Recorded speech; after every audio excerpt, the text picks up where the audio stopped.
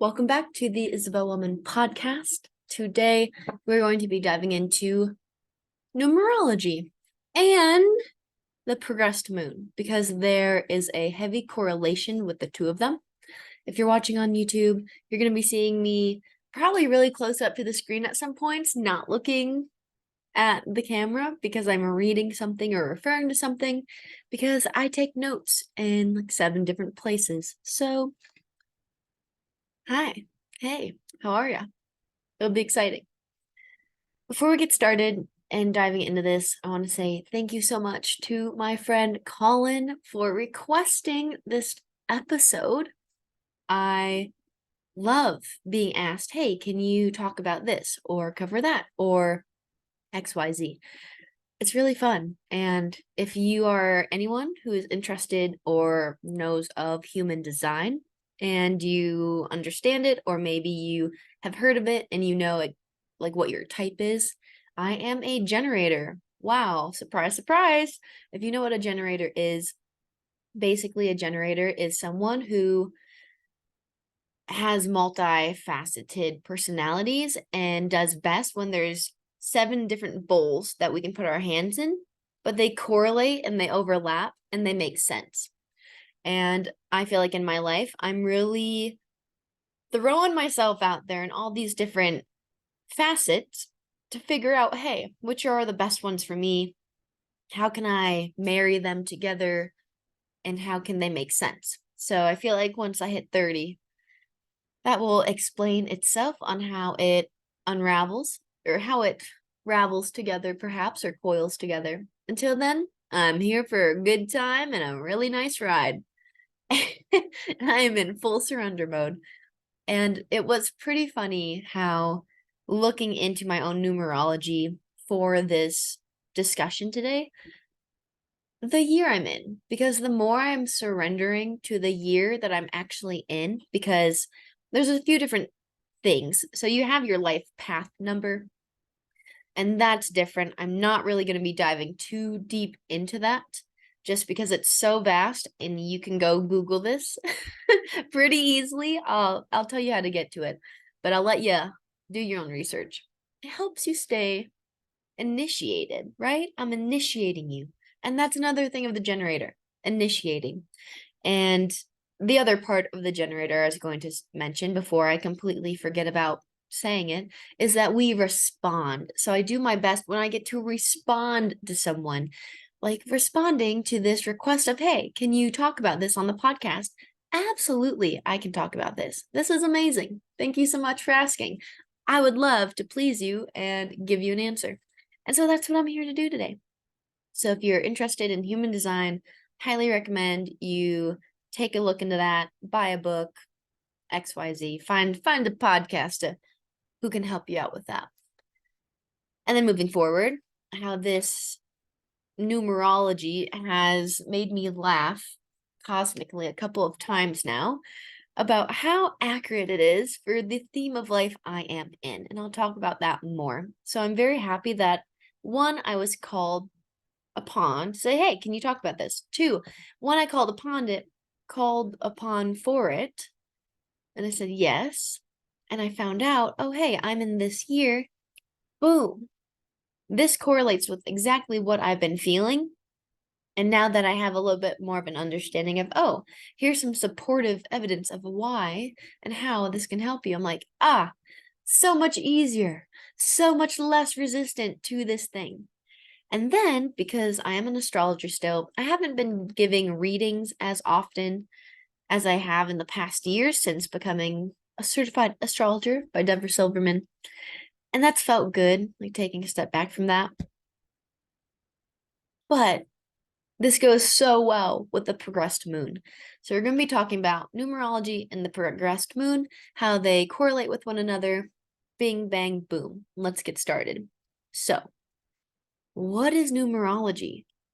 Numerology is basically the study of energy, vibration, frequency. And it is how,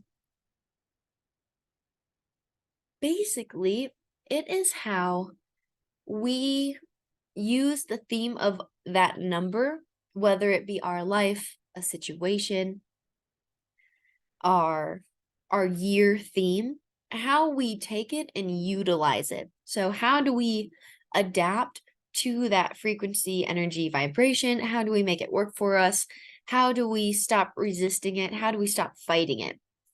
And it's a study that's been used for millennia. So I'm going to read this article here. It is by Robert Abbott, specialist in numerology and well-being based in Northamptonshire, but visits this other place in the UK often.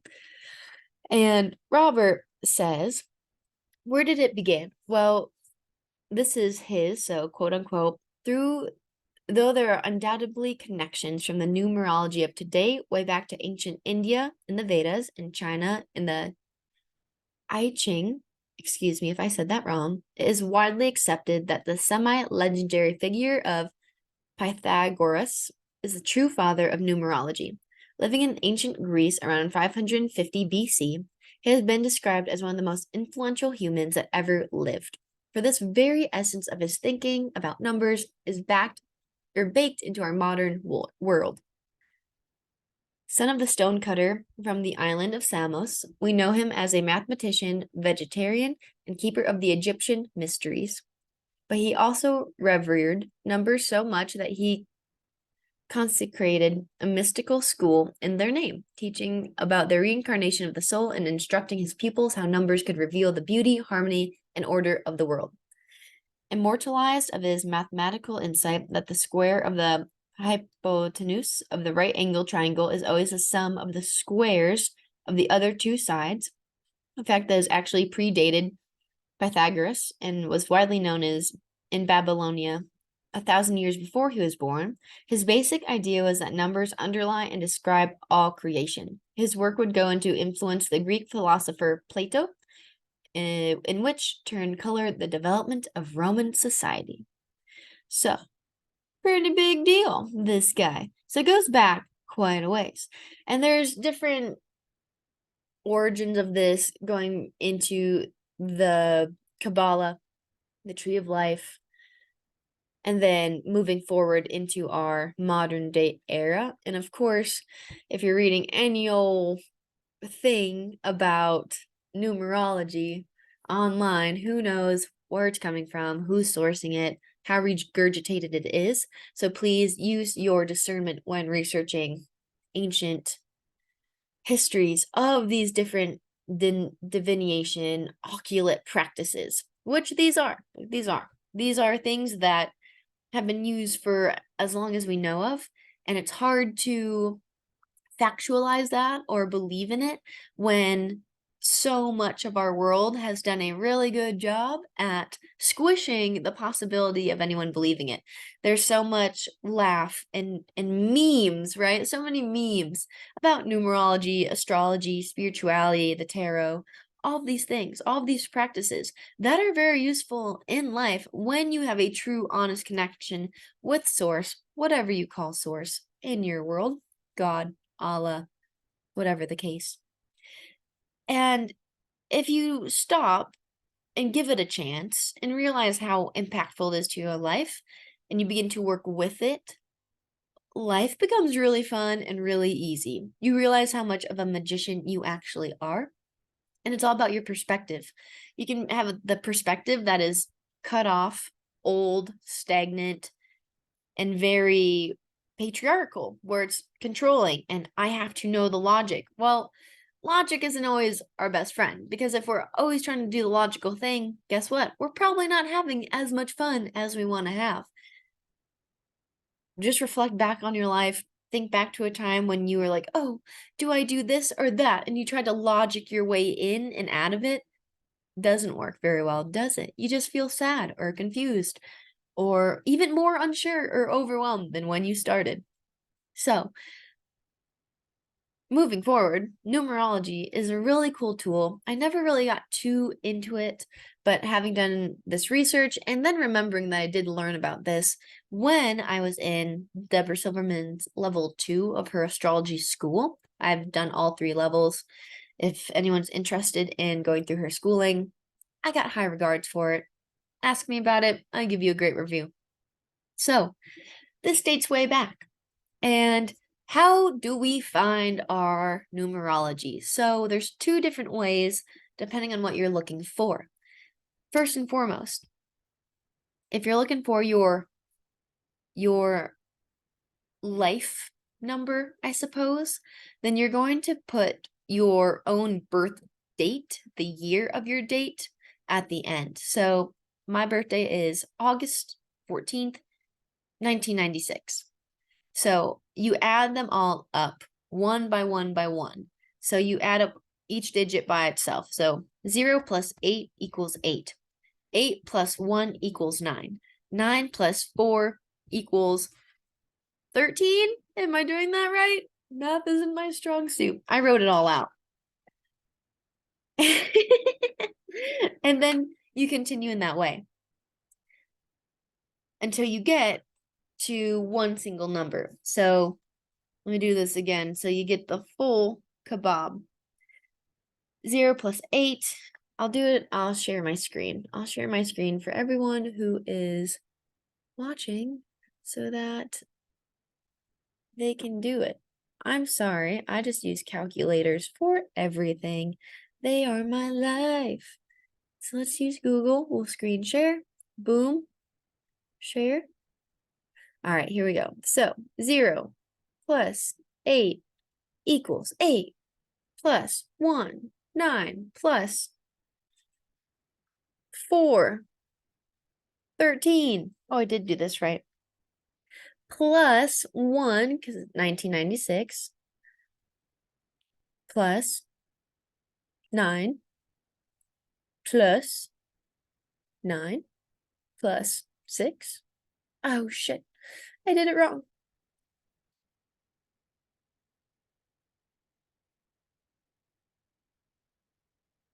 All right, there we go.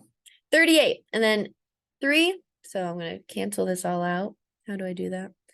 3 plus 8 equals 11. So in numerology, when it's talking about your life path number, 11, 22, 33, these are master numbers. They have a different significance compared to 1 through 9. And this is what I'm not going to talk more about. I don't know enough. I did not want to do the research on it. I've done very little. I did not feel like I could describe this to you well enough. I'm not a numerologist. I'm an astrologer. And that's why I can talk to you a little bit more about your year number, like the year that you are in, the number year you are in, which is a little bit more accurate and a little bit more present for where you are, which I like. I want you to be able to utilize this right now, and not saying that you wouldn't be able to utilize your master number or your life path number now. You can use that in sync, but I feel like this is a little bit more nitty-gritty, and I want it to be a little bit more specific for y'all. So when we're going to do our theme, our life theme number, the yearly number, you're going to do the same thing with your birthday, except instead of the year you were born, you're going to put the year it is now. And there is a debate whether you start on January 1st or if you start on your birthday date. You can go research, figure out which one you want to follow, which one feels better for you and your body, which one feels more like a yes than a no, and use that method. Whatever you feel more in alignment with, that's the right way for you.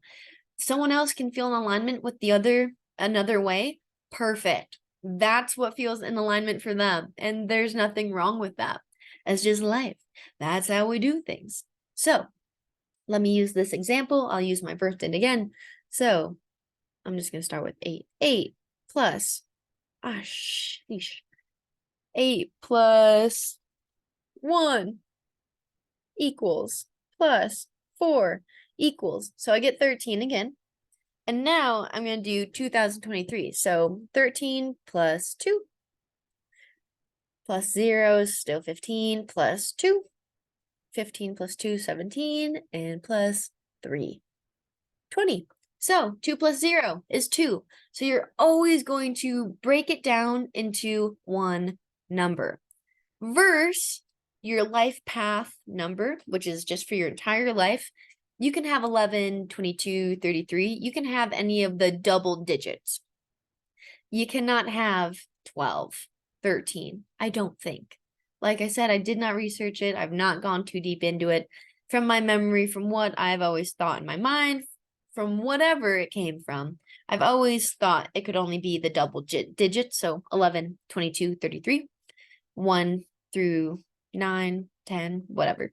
So yeah, that's why I'm not talking about today, but we're talking about this. So I would have a life path number of 2. I'm going to stop sharing my screen. Thank you for following along with that. I wanted to show you in case you really needed to see it. I'm a seeing visionary kind of gal, and it helps a lot. So, why do we want to know this? Well, your life, your year number that you're in can give you the tone for what to expect during this year. And whatever is coming up in your mind, you may be able to make sense of it better. How I do astrology is more in a therapeutic way. I'm not trying to make your life form to the astrology. Your life is naturally going to show me the astrology no matter what is happening. And based on, of course, sorry, I got hair in my mouth, your sun, moon, rising sign, based on all of your planets, the houses, what planets are where, what sign is being activated in your chart in this lifetime. And then after listening to your story, what's going on in your life, I can see where this may be affecting you and what the high and low roads are, where you may be feeling more called to something, where you may be missing out on a really potent gift in your life, where you may be succumbing to the natural, not even just natural, but the comfortable way of living versus executing outside of the comfort zone, going past the comfort threshold and achieving a greatness or building a community or a reputation or a legacy that makes you feel fueled. And there's so many different ways you can go about this. So that is where I want to start. So I'll quickly go over what 1 through 9 means, because in the year, you're only going to get 1 through 9. You're not going to get 10, 11, 12. So it'll just be 1 through 9, and you'll always break the number down to a single digit. So number 1, and these all have the flavors of the zodiac going up to 9, and some of them double up at the end. So 1, it is all about your body. It's about your health. This is Aries flavor. We're initiating. For 2, we are tapping into Taurus and Libra flavor. So you are slowing down. Financially, abundance or financial abundance can come your way. Endeavors can come your way. A foundation is being laid. Number 3, we are in that Gemini flavor, and it's all about studying, socializing, using our minds in different ways. Number 4 is all about Cancer and Capricorn flavors. It's hard work, family dynamics, the subconscious mind going inwards. Number 5, it's Leo flavor. It's all about change, creativity. And if you tap into it enough, feeling love, feeling enough to come to the conclusion that love is this phenomenon that is the root of our life. 6, it is Virgo Taurus flavors. This is a caretaker. This is about getting your personal health right. This is nurturing from the ground up, going inside to the out, detoxifying the body, and getting your entire physical realm in order. That's Virgo, or number 7. For 8, this is Scorpio and Sagittarius flavors. This is all about basically never-ending energy. So it's chi and it's everlong form. It's investing, it's inheritance, it's the death cycle. It's unraveling what's been hidden and suppressed for so long. And then number 9, it's all about travel, your spiritual growth, your evolution, and really reflecting on your life and then reaching back out into the world towards the end of that number or year. So that is a very basic way to say what each of the numbers mean. And if you're curious about going deeper into those, you can absolutely go ahead, research which number you have, be mindful of what you're looking at as research, and find some podcasts on it, find someone who specializes in numerology. They will have a lot more to say about this topic. Moving on to the progressed moon, though, I have a lot more to say about this. And then I will bring them into synergy with one another when I come to completion with the progressed moon. So, what is the progressed moon? Well, let me tell you. And I want to give you a snippet from my teacher because she does a really good job at speaking this forward. So just give me one moment. I want to be able to, yeah, here we go. So, quote unquote, Deborah Silverman. The progressed moon is a powerful predictive tool in astrology that forecasts the nature and theme of each 2.5-year cycles. Its placement will determine whether you're in an introverted or extroverted phase, what your focus or motivation will be about, and what area of life will be most affected. In short, the progressed moon predicts that whatever area of your lives are most open and receptive to change and the nature of those changes. Many big events occur as the progressed moon is changing from one sign to the next or one house to the next. A few examples include marriage, divorce, a job change, buying a house, having a baby, traveling, meeting someone new, or ending a significant relationship. Your progressed moon cycle is unique to you and based on the time of your birth. So you want to embody the best. Let me say that again. You want to embody the lessons that are coming up for you. You want to be able to see them for what they are, reflect on them, and choose differently. The zodiac is placed in its certain pattern for a reason. The first 5 are very internal, primal, survival signs. Aries, all the way to Cancer. And then Leo, all the way to Scorpio. It's more of a, oh, I'm coming a little bit more outward. I'm learning how to accept myself. I'm learning how to really be who I am.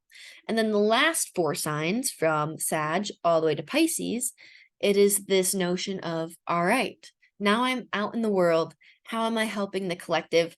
How am I leaving this place better than I found it before my time here on Earth finishes? Like, there's no doubt to that pattern, to how they are placed. It's quite beautiful and perfectly imperfect. So, the progressed moon, based on where it is in your chart now and where it has been, is fundamental to you growing as a human being. Because think about it, if you are able to say your progressed moon, and I'll tell you how to find it in just a second. If your progressed moon is in the 4th house, well, you're not going to know exactly. I mean, you can obviously, you'll know the themes of what's coming up, and once you know, you can pick and choose what road to take, high or low, or in between. Maybe you repeat some cycles, whatever, but you're able to reflect on when you were in a progressed moon in Aries and Taurus and Gemini and all of the ones you've had before, because they move in 2.5 increments. And it's really fucking profound when you are able to regress and go backwards and map out your life and see how they've gone through each cycles and just witness, like, all right, here's my journal. The first 2.5 years of my life, I was in this sign. The next 2.5, the next 2.5. And you make that list out, and then you put the years next to it. And then you can go, all right, I don't remember anything in these years. Maybe when you're younger, it's a little bit tougher. Maybe like a memory comes up. Write that memory down. Even if it's you riding a bike for the first time, you being congratulated on your soccer game and you got your first medal, or you speaking at your kindergarten recital. Maybe it was you helping someone out or being left out. Maybe it was being a witness of parents fighting or abuse or whatever the case it is. But being able to just take even one little sliver of a memory and write it down, no matter how young or old you are, is very potent. That memory is coming up for you at the time you're thinking about it for a specific reason. It's not just randomly popping up. I mean, how often do you think about, oh, when I was 3 years old and I was in my second progressed moon cycle in Virgo, what happened to me? You probably aren't going to remember much, but if something happens to come up for you, that's pretty fucking profound and significant, if you ask me. And if you ask me, you're asking the astrologer. So that's what I think. Take it or leave it. If it doesn't resonate, leave it at the door. If it resonates, bring it on inside the house and we'll talk about it. But that's what I think. So when you're able to, especially in adult life, you've had some hard shit happen, look back, see what era or phase you're in, see how you were reacting to life, because that's all this is. It's a reaction to life happening with us, to us, for us, however and wherever we're at in our journey of evolution, to even unbag how we're perceiving it in the moment of how we're perceiving life.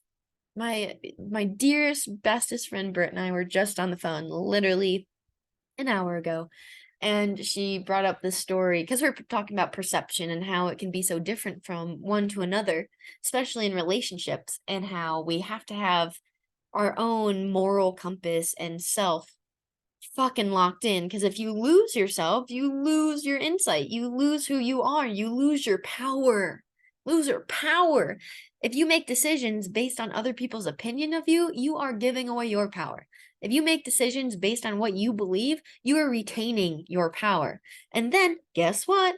Because you listen to yourself, life is going to unfold exactly how it needs to, and you'll move forward. You're going to jump over the hurdle. You're going to say, whoa, I made it up that mountain. Now I get to go down and enjoy the run down, because who doesn't love running down a mountain? Especially after a long ass hike. You take your break, you eat your snacks. Now it's time to go back home. You are going to run. You're like, yeah, I'm celebrating. At least I do. Maybe you don't. Maybe you take it slow. You take your pictures. That's fine too. But what I'm trying to get at is, when we do not reflect, uncover, and just fucking say, oh, reality, that happened. How did I react? I reacted low road. Maybe if I know, and I can, in my brain, say, hey, brain, this event happened and you reacted this way. I reacted this way because of X, Y, and Z. Now that I know that I do not want to be that version of myself, I can divide this in my mind. This is where it gets logical, I guess. You can divide that whole process in your mind and claim to yourself, to the source, to the world, I am not this person. This person did X, Y, and Z. They thought X, Y, and Z. They felt X, Y, and Z. They believed in X, Y, and Z. I, as me, now moving forward, want to be X, Y, and Z, want to believe, want to think, want to feel X, Y, and Z. And then by making that distinction in your brain, you're telling your body, hey, I'm no longer that. I am this. And then when it comes up for you again, guess what, baby butt? You're going to be able to say, change when it happens. Or you just might be more aware. Or you may be able to stop yourself before reacting. You might say, am I in that old perception again? Or am I embodying a new perception? Or am I kind of in between? Like, where am I on the fence? Because if you're on the old side of the fence, it's going to feel probably more comfortable. And you're going to be hit with the same obstacles. Because life, you're not going to move to the next, like at the end of the video game, like each level has a king or master you have to battle and defeat. You're not going to be able to move past. Oh gosh, I wish I could even think of the Pokemon ones. I used to love Pokemon on my little, I was going to say Playboy. I don't even know it was Game Boy. Game Boy. Maybe it was called a Game Boy. Little square thing, little Pokemon game. And at the end of every level, you had to battle the king Pokemon. And you had to have your Pokemon strong enough with and unlock their certain powers to be able to battle and defeat the king Pokemon. If you did not have strong enough Pokemon, they did not have certain moves unleashed or unlocked, you would not be able to defeat them. So you would die and you'd start all over again. Whoop-de-frickin-do. You had to start all over again. And because you started all over again, you got to reflect, all right, I went about it that way. That's way A. What if I do these different things? This is going to be way B. Let me try it out. When I get to the king or the master guy of the level and I beat him, I'll know that I did differently. I did things differently, so I got a better outcome. I got the outcome I wanted. Or maybe you did a couple things differently, but you weren't as consistent and you still fell off the wagon. You tried to veer back to the old comfortable way that didn't allow you to win. And so maybe you lose again. You're like, shit, I gotta keep trying. These things worked. This is where I'm honest with myself. I reflect, reality. These things did not work. Change. I don't want to do that anymore. Instead, I want to do all these things. I'm no longer that type of Pokemon player. I'm now this Pokemon player. Who doesn't love Pokemon? And that's how we move forth and onward. So that's why this is so important, to retract your dates, your progressed moons, once you do have them, once you do understand it. And they come in 2.5-year cycles. So it's pretty easy to go, 2.5 years, what happened then? Great. And it happens in 2.5-year cycles because in each sign or house, there are 29 degrees. And you feel this new era or sign or energy element coming in at like 27, 28, 29. And then you hit 0 and you're like, new me, who dis? It's like New Year's Eve in a way better way. And you show up, you're like, yo, I'm different. If you're playing the game, reflecting, and wanting to grow as a human being. Not everyone wants to grow.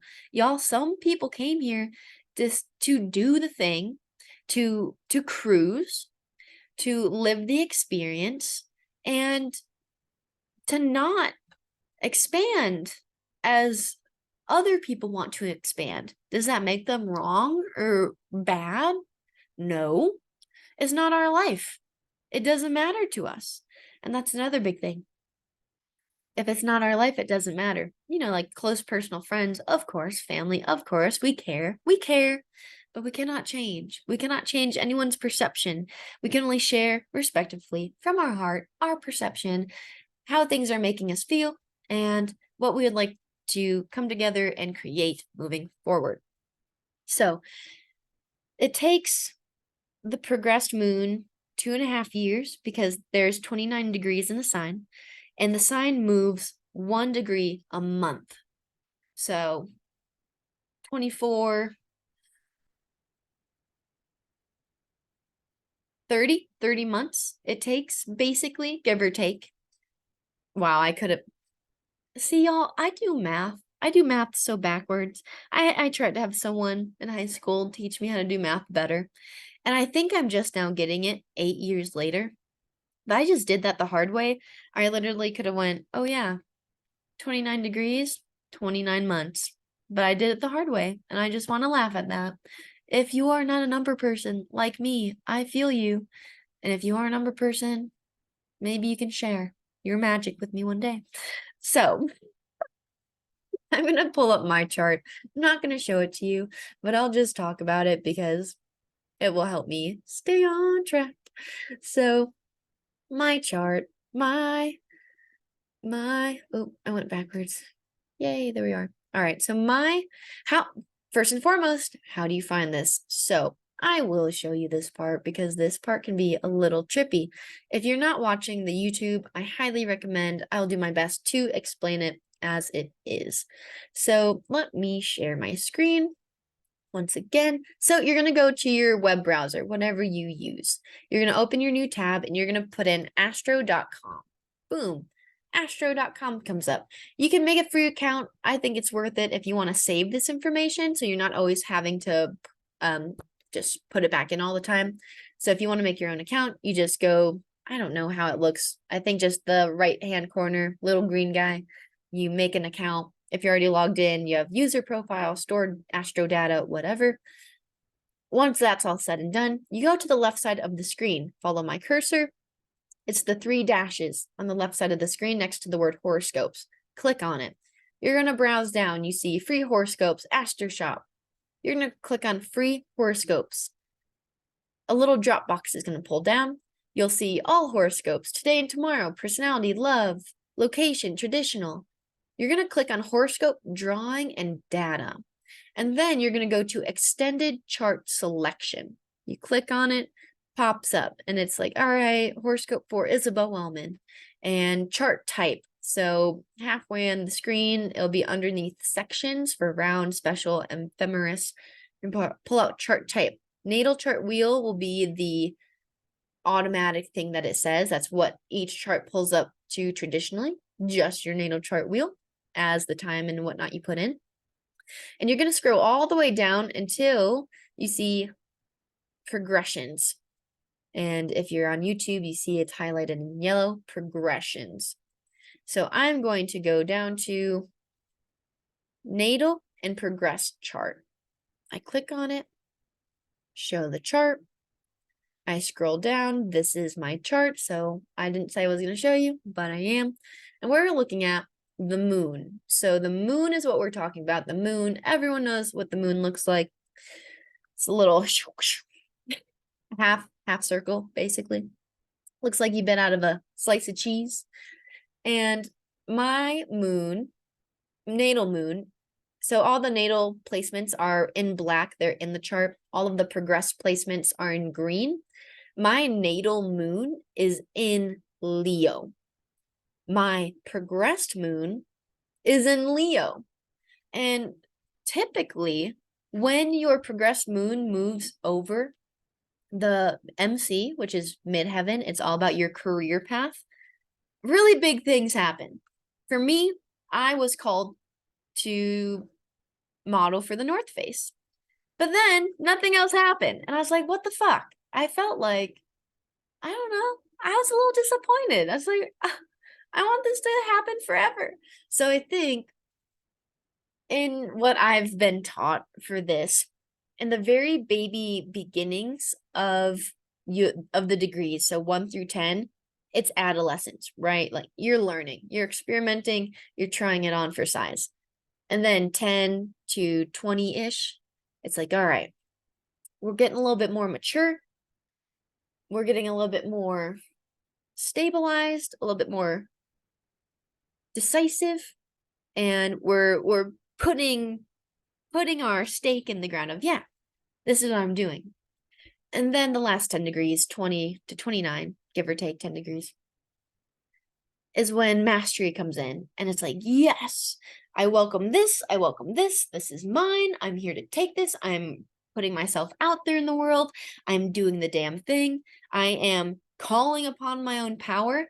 And it's going to be different for each sign. So because mine's in Leo, I'm going to share with you my very own experience. So my progressed moon is at 20. My natal moon is at 26, but my sun is at 22. I'm going to stop sharing my screen now just because I showed y'all how to do that. So with my moon at 22, oh wait, I want to go back to that so I still have it up. There we go. I will have some more energy coming in, and perhaps I wasn't ready. I absolutely can confirm I was not ready for more experiences like the North Face photo shoot I was selected for last May. I wasn't, straight up. I've learned a lot about myself in the last year. I'm really just now honing in on my power and calling upon where I want my energy to expand. Feels fucking amazing. And that's been with a year of practice now. I forget what date it officially went into Leo, but when it did, I was like, all right, we're revving up. New things are starting. And like I said, this is the creative house. This is all about Leo. So I'll read you a little bit about what it means. So Leo, or excuse me. Yeah, Leo's, it's all about, I'm not reading you anything. Excuse me. Leo is all about creation, ego, self expression, love, family, spiritual involvement, and being a little more out there, not caring what other people think.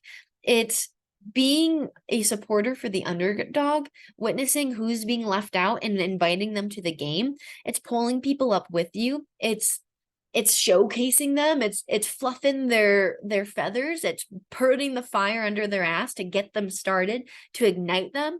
I'm not sure I've met anyone I have not ignited in some way, shape, or form, whether it was in the moment that we met or over the years that you have stayed tuned to my life. There's a certain zest that you catch when we meet. And I'm not being egotistical. I'm simply relaying the information I have heard from the many people I've met in my life.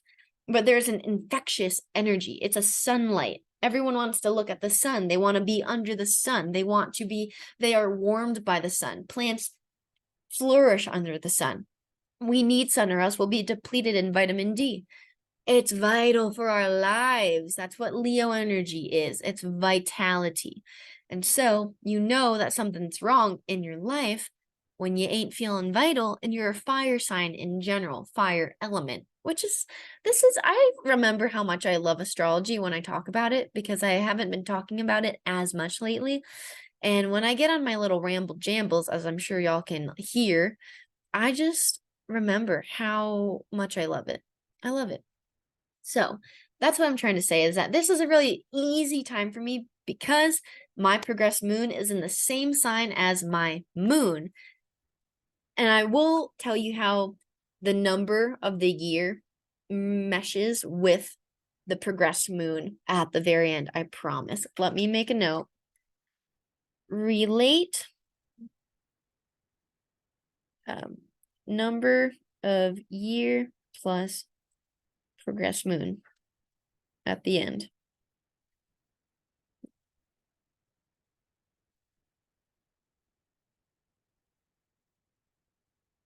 Because mine's tricky. Mine's tricky, y'all. And it actually explains exactly what I said. So, happens over 2.5 years. The moon moves 1 degree every month. The first 10, adolescence, 10 to 20, maturity, 20 to 29, mastery. And then you have the way you're going to look at this is here. So grab your paper and pen, write this down. You're going to look up what element it is. Fire, air, earth, water. Which one? Which house is it in? Mine is in the 10th house. Your MC, this is the very important transition of your progressed moon when it hits that career point. So where's your MC? What house is that in? And then just where's your progressed moon, which is the green planets on the outside of the chart. What sign is it in? And what degree is it at? So the big one, and then planet. So once you have that all down, element, house, sign, degree, planet, they're major ones you want to look at. So you're not getting too deep into life is element, house, planet. And that is the very, very, very important one to keep track of. Once you know the order, so for example, fire in the 10th house, going to be passing over my sun and moon. Those are the 3 things you will look at. And you can, of course, have an astrology reading, look at where your progressed moon is, look at the theme of your life for that 2.5-year cycle, as well as if you wanted to do maybe a 3-year read track reflection. You could add those notes in. This is for myself. If you wanted to do this together, we absolutely could. It makes it a lot easier not having to fish for information and not knowing exactly how accurate or correct it could be. It's all an interpretation. I say as long as it feels good in your body, it should feel good for what your life is trying to tell you. I think that's just a good rule of thumb to live by. So the planets matter because they have different energies as well. And these big themes in life are going to be the big things that happen within that 2.5 year era. Just like Saturn, it has a 7-year cycle pattern. So it squares itself, opposites itself, squares itself, and then conjuncts itself, comes home. If you look back at 7, 14, 21, 28 to 30, you're going to notice, if you're awake to it, if you're aware, what are big things that happened during those times? And then correlate it with where Saturn is in the chart, just for another example of how this works. So I'll talk about a couple different examples. So say you have your progressed moon in a water sign. It's in a water house. And we'll just start there. So if it's a water element that your progressed moon is in, it's going to be an introverted time, as well as with the air signs, believe it or not. Just kidding, earth signs. The water, earth, they'll be a little bit more internal, foundational. You'll go slower. You'll be looking at the unconscious world, creating more stability in your life, reflecting. It's going to be revealing the hidden messages that have been happening. And that only happens when you go inward, you get silent, you meditate, you journal, you give yourself that time of day. And then you can build that foundation. Whereas the fire and air signs are the more extroverted times in life. And these go in different patterns. So this can be give or take. So when you start with Aries, extroverted, Taurus introverted, Gemini extroverted, Cancer introverted, Leo extroverted, Virgo introverted, Libra extroverted, Scorpio introverted, Sagittarius extroverted, Capricorn introverted, Aquarius extroverted, and Pisces introverted. Ew. Say that you had the element that the PM progressed moon was moving through was water, and the house was the 5th house. Well, that would be the energy of Leo. So showing up, entertaining, expressing yourself, harnessing more love. And then say that the water sign was Scorpio. Well, this would be fueling that energy. It would be, this could get, you might go through a theme of obsession, of all in or all out. You may feel like you're going through some sort of death cycle, rebirth. It could be inheritance. It could be seclusion. It could be repressing yourself from expression, or inviting yourself to the complete transparency of your expression. And that's just one example. Or it could be, perhaps you have your element is a earth sign and the house is the 3rd house. So maybe the earth sign is Taurus and it's in the 3rd house. So Taurus is slower. It's all about the sensations of the world, fertility, and structure, building. Whereas Gemini, or the 3rd house, would be all about communication, learning, getting into other, like collaborating in the sense of helping other people, showing other people, creating plans, designing, building, engineering different ways of doing things. And it could be a really good time to slow down, get practical, create a plan for the long term, and then socialize with other people, network, see how other people are doing it. So it's a combination of that. And that's not always going to feel easy when it's a air earth sign, or water fire sign, or water air sign and earth fire. But I will fight it on the sense of, like, earth and fire, I think, go really well together, and air and water go really well together. I just do. I really do believe that they're right next to each other in the zodiac right there. I just think it works well. I do. I'm biased because I'm a Leo and my boyfriend's a Taurus, and I think we're the best pair in the world. I'm biased. I am. All right. let me retract where we are. So I've told you how to find it, what order to find it in, and then I've told you numerology 1 through 9. Let me see here real fast. The last thing I want to say is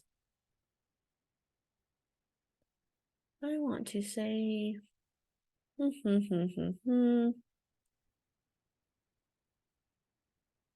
I don't think so. The houses are going to have different energies. I'll just pull up this. I do want to share one more thing. I just got to find it.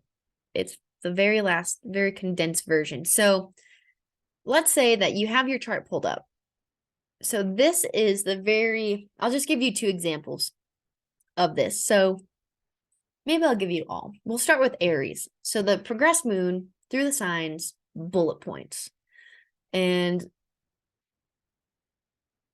Aries, cardinal sign, it's fire. That's the element. It is extroverted, and it is about health. It is about the physical body. It's about initiating. And this could be you stepping into your power, embodiment. You're physically embodying, you're taking action, you're trying, you're moving forward, you're starting. Versus a low road, which would be irritated, impatient, abusive, reactive, toxic. Taurus, it is an earth sign element. It's introverted, and the high road would be you slowing down and saying yes to what fills you up with joy. Whereas the low road would be complaining, not creating structure in your life, getting stuck in comfort, and becoming addicted to Netflix or sensory experiences that are not moving you forward in life and are keeping you trapped in the material world, being obsessed with clothes, being obsessed with money, being greedy. Those would be low road. Gemini, it's an air sign, it's extroverted. The high road is socializing, networking, doing the deep research. It's a mental sign, so it's staying busy but being organized in that busyness, listening as well as sharing. And it's having fun. Gemini is fun. Gemini is the high road. Gemini happily lets go of things that are not working, does not fret. Oh, that's not in my sphere anymore. Great, bye, see you. That's it. Whereas low road, it could become indecisive. It could become very gossipy, malicious in its intent with the mind, vicious to yourself, vicious to others, using words as negative spells and casting horrible spells and predictions onto other people and for other people. And it can be a backstabber.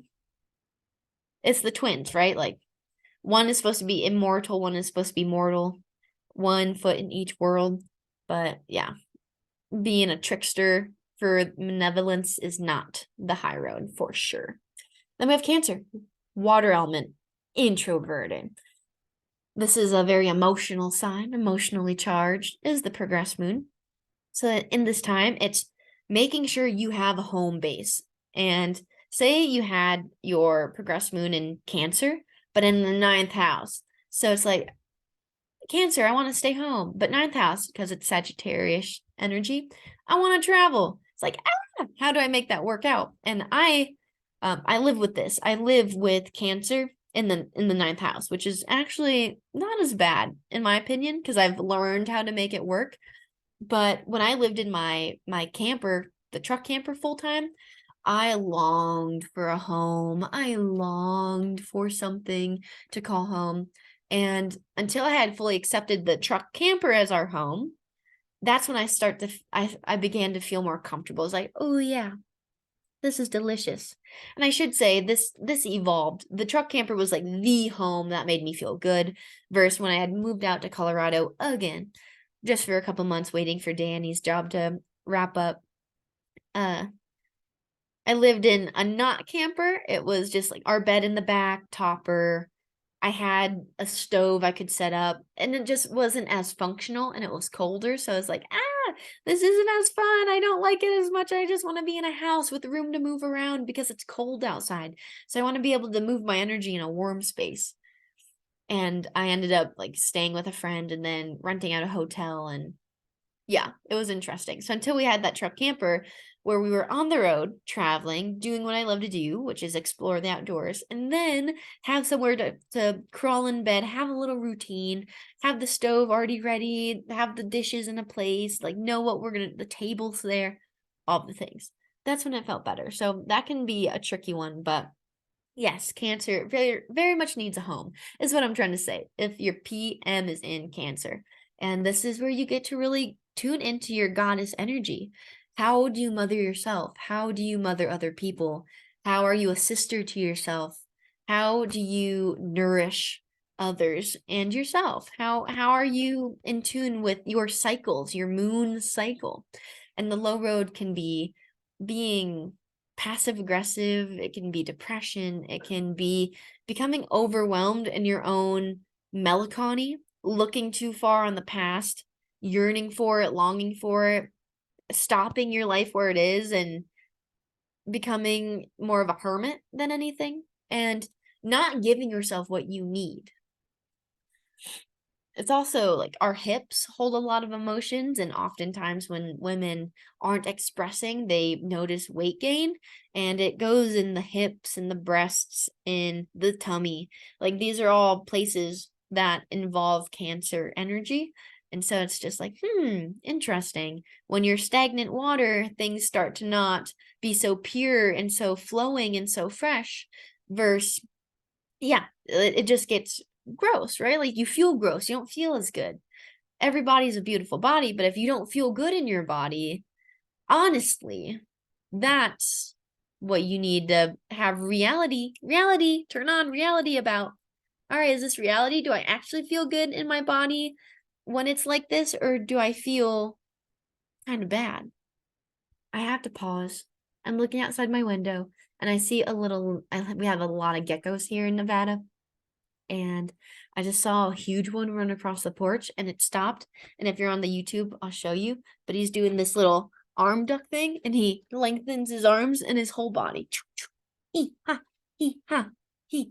Sometimes when I'm outside and we come face to face with the geckos, I'll start doing it. And then they do it back to me and I'm like, fucking right. I'm talking to the lizards, to the geckos. Makes me feel powerful. Makes me feel like I'm saying like, hey, we're the same, man. We're the same, little lizard. There you go. There's my life. Moving on to if your moon is in Leo. So Leo, it is in fire element. It is extroverted, the high road. Man, it is all about you being creative and letting yourself be seen. You being creative and letting yourself be seen. I'm saying this for myself. Your light is meant to shine. The sun does not always hide behind the clouds. The clouds will come, and it's kind of like going backstage. The performer goes backstage, they get dollied up, the people help them, they change their costume, they do whatever, and then the clouds move and the sun is back, and they might be in a whole new outfit or a whole new hairstyle, or they might have tattoos all over their body. Whatever it is that makes you feel like you're expressing your voice, your heart, that's a big one. And in love, it's getting up, it's having the get and go, the drive, it's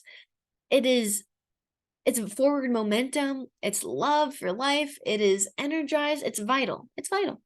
And it does want to be seen. If you're a new moon baby, hello, then sometimes it's like, I don't want to be seen unless I tell you I want to be seen. So we have to take the first step, but give or take.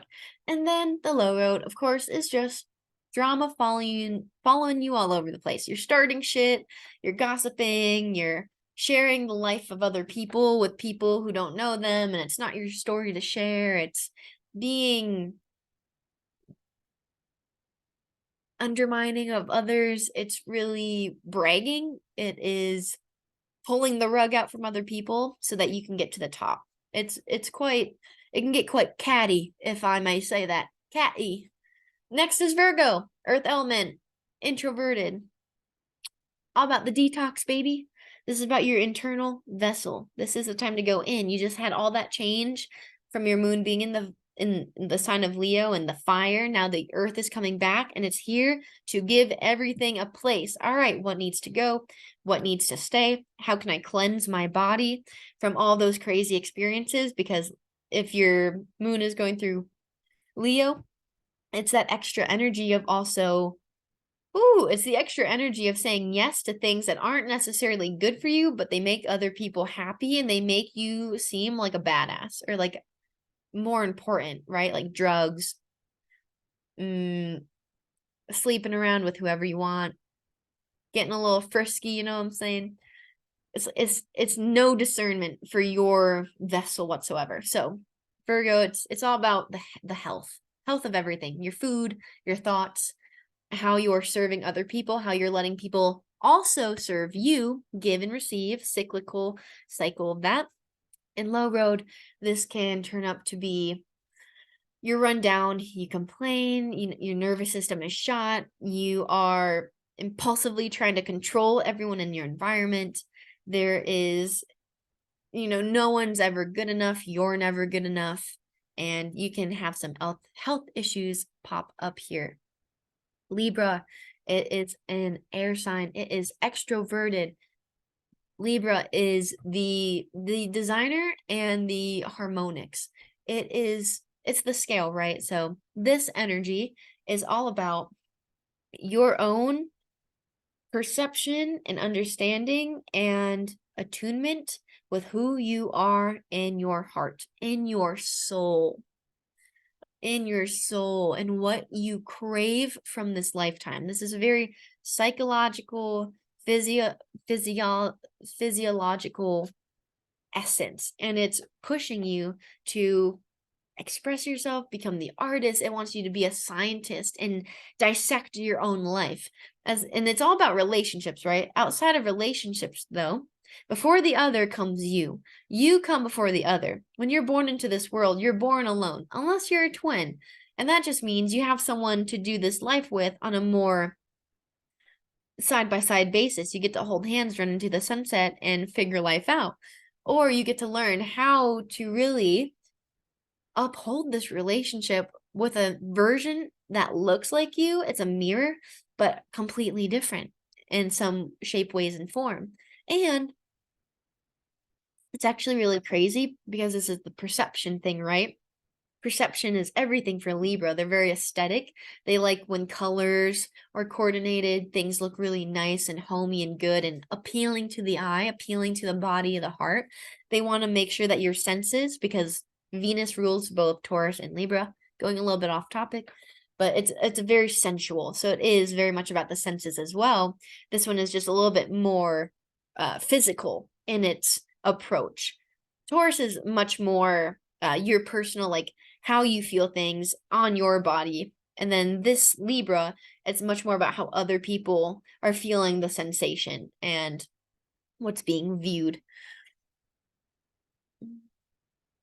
And then the low road for Libra is definitely codependency.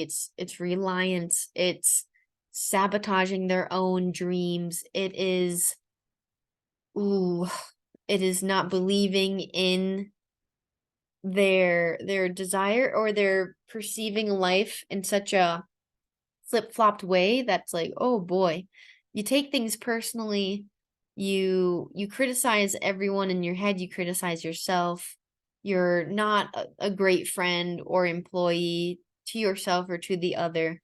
You're very much there to manipulate the situation to get the most for you, but not for the greater scheme of things. So it's imbalanced, right? And you can just be wacky all over the place, and not in a good way of being multifaceted, but being trying. A squirrel. What was I saying? That kind of ungrounded. And then we go into Scorpio. Water. Introverted. This is going to deal with a high road of witnessing your life and where you've been the biggest advocate for your own truth, speaking your needs, wants, desires, going inside and uncovering the wounds of your past, your fears, perhaps having really hard fucking experiences, like, oof. And this is typically involved with other people. Like, other people are involved in these situations. So this can be sexual abuse, coming, like a relationship, deciding to have an abortion. Maybe it wasn't decided, it was just told. This could be someone dies. This can be, you have a miscarriage and you're 38 weeks in. This can be really hard shit. This can be the scary shit. This is the shit, like hunger, child trafficking. These are the things we don't want to talk about. This is the fucking hard one. This is the hardest sign and energy in the zodiac, if you ask me, because it is about dealing with all this unfinished business. And so it's settling and getting yourself into a clear slate so that your energy can be infinite and continue on. If the low road happens, like I said, all of those crazy bad things can happen, but also just, obsessions can happen, coping mechanisms, binge watching, escapism, alcohol, drugs, like whatever the case. It can get dark real fast. But if you churn the water and you're constantly addressing, hey, what's coming up for me today? Or hey, why is this making me feel this way? Or hey, it's tapping into your psychology. Then we got Sag. So if your PM is in Sagittarius, this is a fire element. This is extroverted. I promise we are almost done, folks. We got these 4 last signs to go through, and then we're done with the podcast. And the Sagittarius, it is a philosophical, traveling, changing, very lighthearted energy. You'll want to travel more often, or maybe if you get the urge to travel, say yes to it. And if it's through the house, like an association with Cancer, make a home wherever you go, or have a little suitcase and certain belongings you bring and you set up so you can have your altar or whatever the case. This is also a very spiritual sign. So this one is all about saying yes to experiences that don't feel quite natural, but are gonna excite you, even if they're a little nerve-wracking or they make you go, this is about teaching other people. It is about being the teacher and the student. So having the ear for both teaching and learning, teaching and learning. It's about persevering in speaking your purpose in this life. It is not minding what other people think about you because you found your way in your path, and it's not the only way you'll go, but you trust in who you are. This can be a very joyful time of life.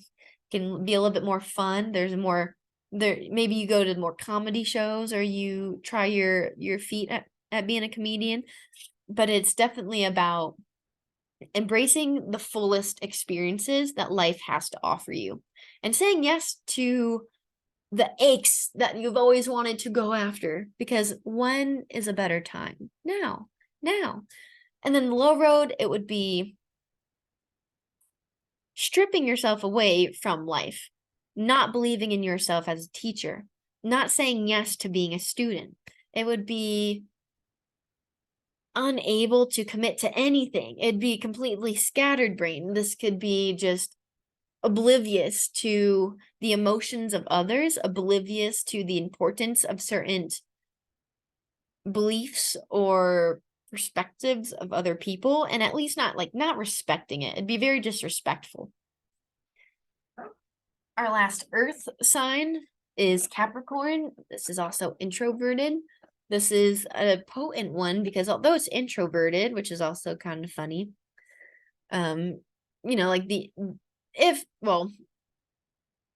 if the MC is in Capricorn, this can be like a double whammy. But if not, no sweat. It'll still be a good whammy for you. Capricorn takes more of a hard edge left turn to less fun and more responsibility.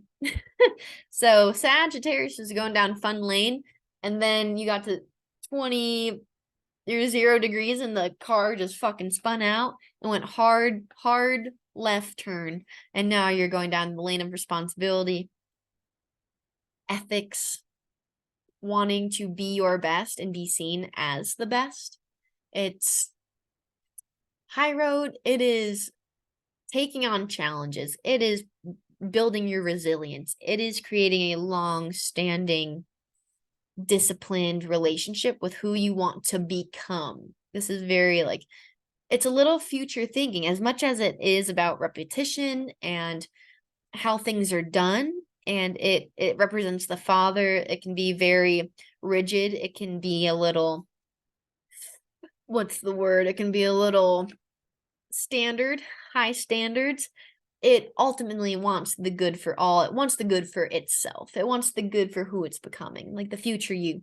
So it has more of that, the last earth sign. So it wants to make physical things happen, the home, the family, the money. It wants to excel, and it wants to have a legendary legacy. Whereas on the low road, it's pretty greedy. It can be dictatorship like. Wow, I couldn't say that word. Dictatorship like. It can be a very jealous, especially in relationships. It can be a very, another undermining sign. It can be obnoxious in its desire to make you know that it's their way or the highway. There's no other way to do it. And it's, if you don't believe me, you're stupid, or you're dumb, or you're incompetent. And it can be a very not easy to change, and like not acceptance of change. Hard no, my way or highway, which can be not great. So Aquarius, last air sign, extroverted. And this is our futuristic, a little bit of that actual observer in the sky energy. It's all about accepting itself among the sea of other people for its uniqueness. This is tapping into who you are. What are your quirks? What are those little things you do that make people laugh or make people remember you by? How are you utilizing technology? How are you creating a community? How are you taking a stance? And yeah, when you take a stance, you're accepting that people aren't going to like what you stand for. That's okay. Can you take a stand and be in your conviction for that stand? It's a very open-minded, open-hearted sign. It's for the people, right? This is for the people.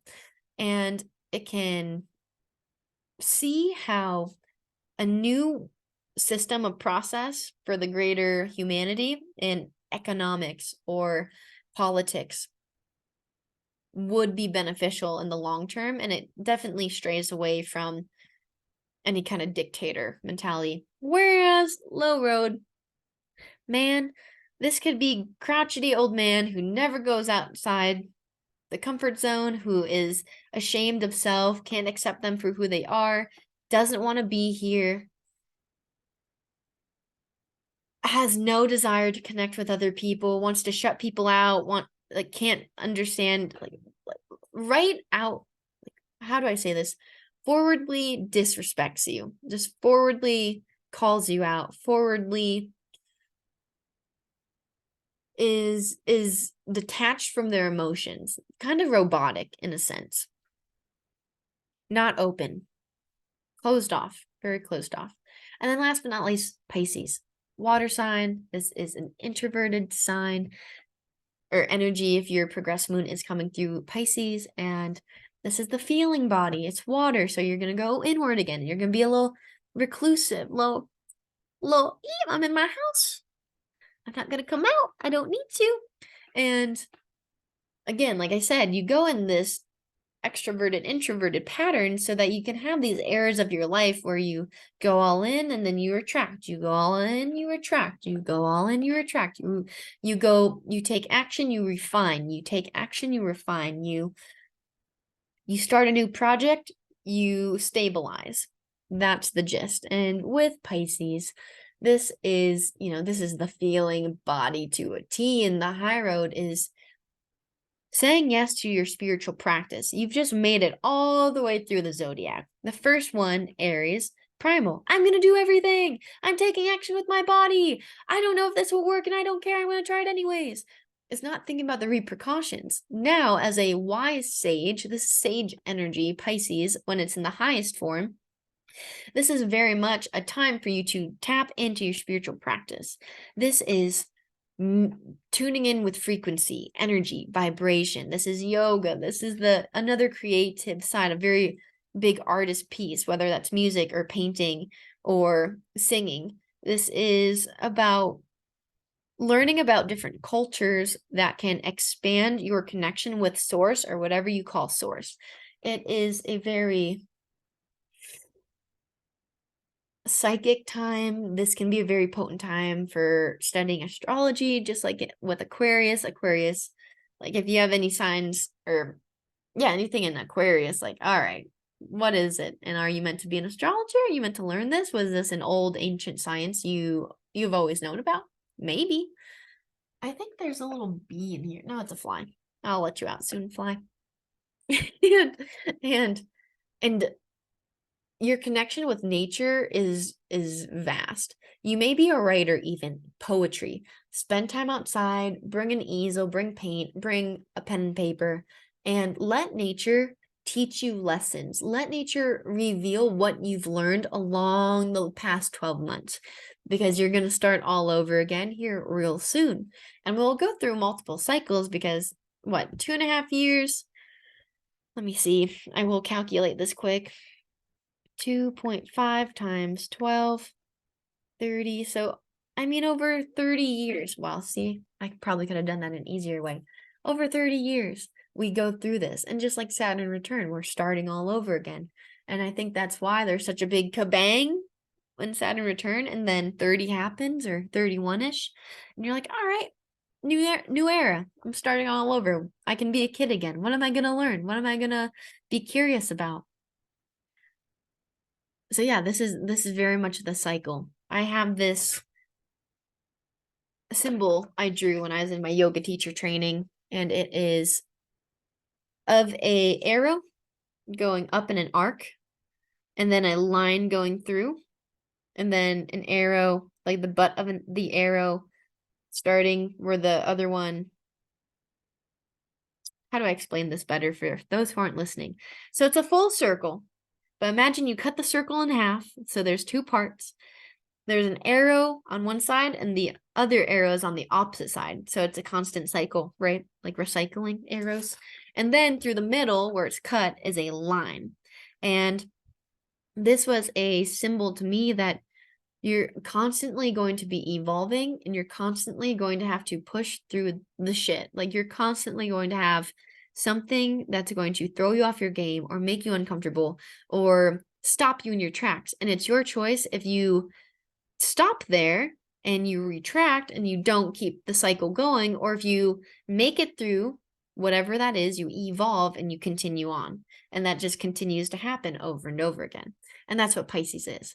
The low road of Pisces is you don't want to be seen by the world. You don't want to talk to anybody. You want to escape with drugs and get lost. And you want to be a little bit too frou-frou. You disconnect from the real physical world altogether. You were not put here to be a 100% solely spiritual being. You are fucking physical. You're in the 3D world. You are meant to make an impact in real life.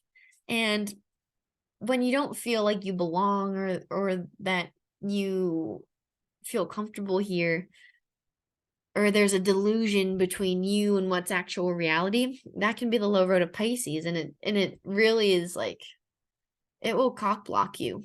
It will, like if relationship wise, this can really, oh, what's that called when you oh, what's it called? It's not narcissism, but it's where you gaslight people. You gaslight them. You make it their fault for whatever you did or didn't do. And so that can be the low road energy. So that is all the signs. And so you could look at your chart and see what they are. So before I finish up, how do the year, the number, the year, your year number, I don't know how to say that. I'm really sorry. But the number of your year theme, that number, how does that one and your progressed moon correlate? Well, let me tell you. So, the year that I'm in this year is a 2-year, and that's Taurus. A 2-year is about slowing down, cooperating with other people, following your joy. It is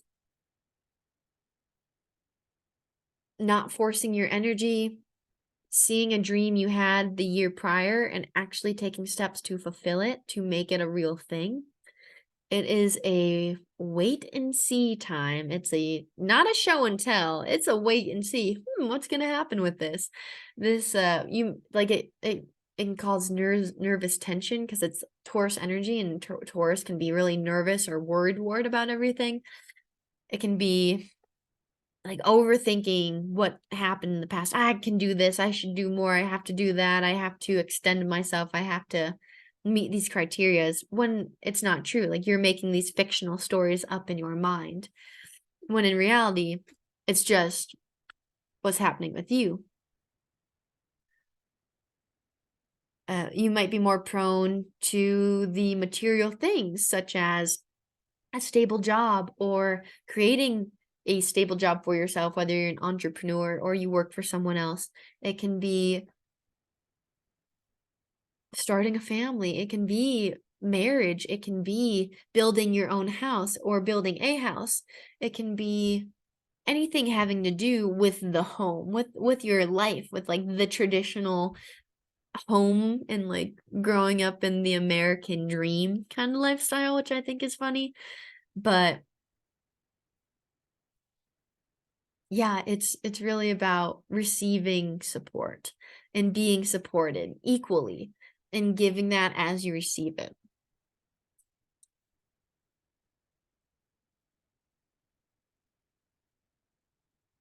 Anything else I want to say about that? Year 2, and yeah, like Taurus, it's so slow that just like the detour signs you see on the road, it can be like, hey, the highway is not open. You got to take the back road, 30 extra minutes. What are you going to learn on that trip? How can you find the joy in it? What is it showing you? Like, can you just be immersed in nature?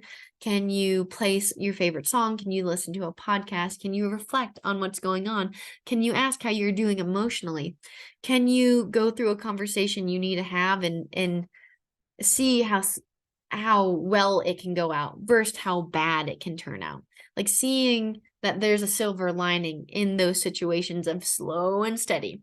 And so because I'm in that year 2, it is tough to be in the sign of Leo, or like the fire sign, Leo in 10th house, where Leo, like I said, it's creative, it's expression, it's being seen, it's being in the spotlight, it's like famous, it's being called upon, it's being in the spotlight. And the 10th house, it's legacy, it is creating, it's being disciplined in routine, it's finding your path and sticking to it, it's seeing it all the way through, it is being the GOAT, greatest of all time, it's like professional athlete kind of house. It's got this very like deep, I am this person, this is who I am energy. And then the Taurus, it's like, we gotta move slow, but I have to do all these things to become this legendary spotlight person. How do I make this work? And so that's what I've been dealing with. So that would be an example of a tricky situation. And it depends on your chart, right? Like it's not as tough because I have planets in Leo, they're in the 10th house. I have no planets in Taurus. My boyfriend's a Taurus and he helps me learn how to use Taurus energy a lot. So I feel like I'm very supported in that way because of that year 2 I'm going through. And so I understand it. I can see it in real time. So if you're not sure how to utilize the energy of your year theme or of the progressed moon, look for someone in your circle you resonate with and can learn from and see and ask them questions like how do they go about making decisions, relationship, like what makes them tick. And that can be very helpful. An example of things going really easily, it would be, let me look at the chart here just so I can look at everything. It could be, if I had if I was the same exact thing for the astrology, progressed moon in Leo and is the 3rd house. All right, well, that would be, a year 3, excuse me, year 3. This would just mean, oh, we're out, we're expressive, we're moving forward, and I'm writing, I'm communicating, I'm socializing, I'm networking, I'm going out to events, I'm collaborating, I'm learning, I'm ingesting, and I'm listening, and I'm receiving, and I'm in partnerships, and I'm making real things happen. And that would be a really forward momentum thing. Whereas right now I have to slow down. I gotta take the detour. I gotta go a little slower in my life. So that's what's happening. I hope that you've enjoyed this Progressed Moon numerology podcast. It was pretty fun to record, actually. I was a little hesitant. I was like, I don't know as much about like master numbers and life numbers, so that you will have to look up. But the year theme number and then your progressed moon and how they correlate, that really resonated, and it really showed me what's going on in my life because I can move so fast that I don't see it. But I was just talking to my girlfriend today that like, hey, you know what? Going slow is actually really nice. I really love it. And I do. It's been 5 months of practice, but I really enjoy it. And I'm yawning, so it's time to go. I hope you have a spectacular rest of your day. I hope you make it magical. I hope you believe and trust your intuition. I hope you set aside time to connect with your highest power. I hope that you say a prayer for yourself and for the loved ones in your life and those in the world. And I hope that you make a positive ripple effect today.